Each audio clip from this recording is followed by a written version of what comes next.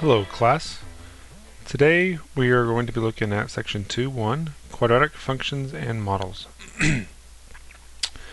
There are two types of way we can write the functions for the quadratic. We can write it in these two forms. This one is called the standard form, and this one that we're going to try to use the most often is called the vertex form.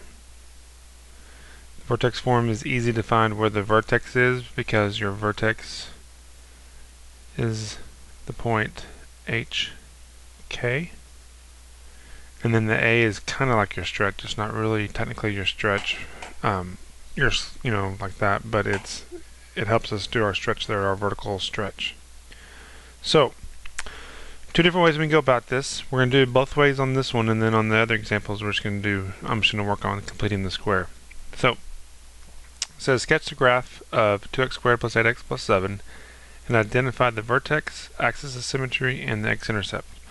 So the way we find the vertex, we can do negative b over 2a, and that's using that form right there. So if I rewrite that at x plus 7, I know my a value, this is my a, this is my b, and that is my c.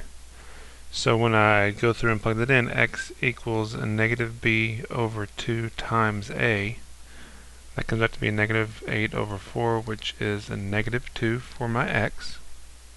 And that's just part of the vertex. We're going to find the other part by plugging in, evaluating the function at negative 2. So negative 2 times the negative 2 squared plus 8 times the negative 2 plus 7. When you work that out, that's 4 and 8 minus 16 plus 7, and that comes out to be a negative 1.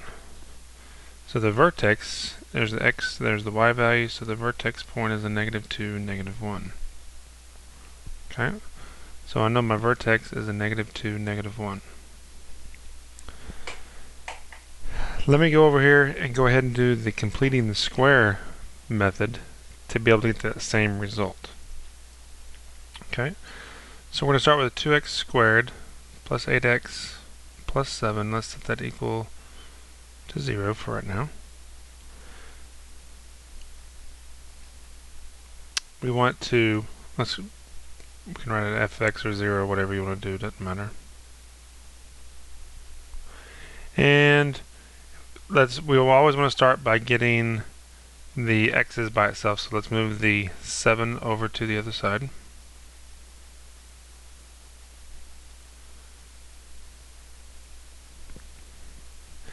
And then our next goal is to always get this a value to be 1. Right now it's 2, so we have to factor out a 2 from both of those numbers there. So we have that. Now we are ready to go to do the completing square. Sorry. So we have f of x minus 7. I always want you to set it up like this, and I'll show you why here in a second. To me, it's a lot easier if you do it the same way every single time, and life gets to be really easy at that point if you do it the same way each time. So we have that set up, and we have, what we do is take this number 4, half of 4 is 2, that goes right there. And then we do 2 squared is 4, so put the 4 right there. So in order to keep our equation balanced, we're going to have to add something over here. Now people would normally say, well, just add 4 to that side because you added 4. But the problem is we didn't really just add 4, we added 2 times the 4, which is 8. So if we add 8 over here, we have to add 8 over here as well. And once we simplify that right there, that goes to plus 1. And now our goal is to get that back where just the f of x is by itself. So f of x is equal to 2 times x plus 2 squared, and move that over there by subtracting it, so minus 1. So right now we can easily tell that this is our h value and this is our k value, which, remember, whenever it's inside of the x, it's always opposite the sign, so it comes out as a negative 2 and a negative 1. Okay, so axis of symmetry. Well, let's go ahead and graph that point. -2, -1, that's the point right there. Okay.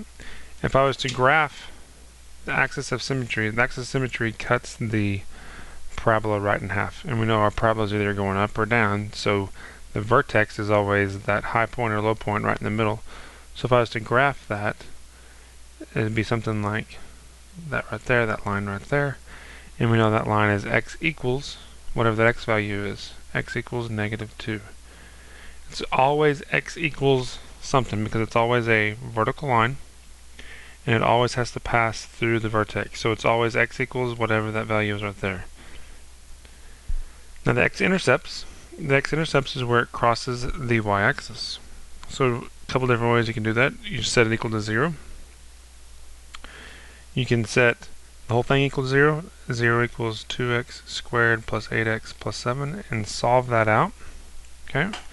You can do it that way. And since that doesn't factor out, you got to use the quadratic formula. Okay. I'm going to say, let's just do it this way right here. But I'm going to show you both ways just so you can see which way might be easier for you. So if I do that, then negative b plus or minus square root of b squared minus 4ac all over 2a. I take that and I'll plug it in as -8 plus or minus the square root of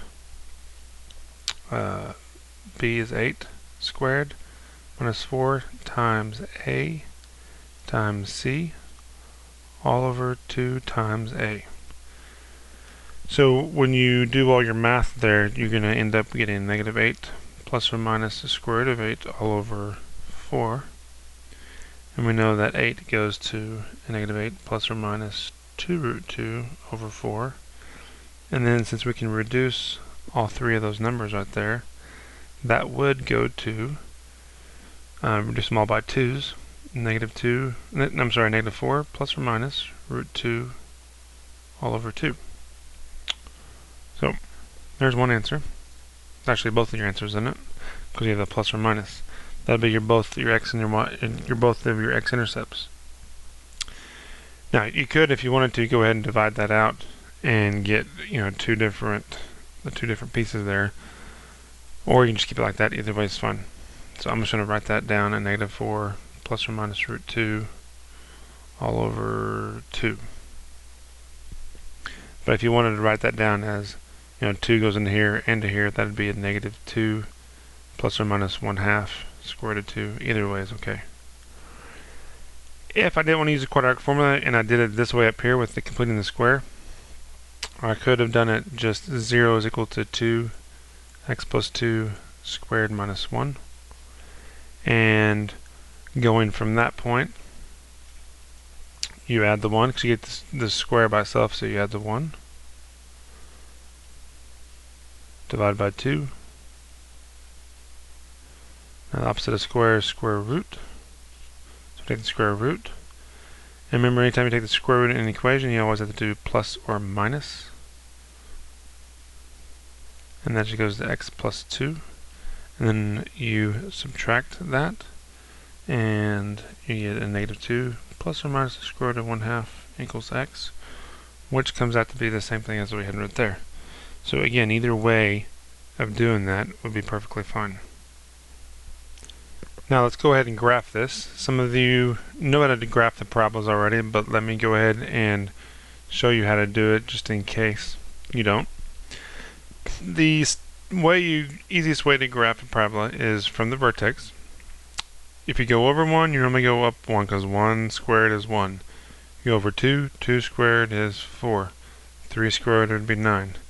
It works the same way going backwards. -1 squared is 1, 2 squared is 4, 3 squared is 9. But here in our equation that we have, we know our a value here is 2. That's that stretch that we talked about. So it's vertically stretching by 2. So if we're going to go over 1, 1 squared is 1, but now we've got to do 1 times 2, which is 2. And it works the same way going backwards. 2 squared is 4, but we have to multiply it by that 2, so that's 8. So 1, 2, 3, 4, 5, 6, 7, 8. And now we have some points on there, we can graph this function much nicer now, and there we have it.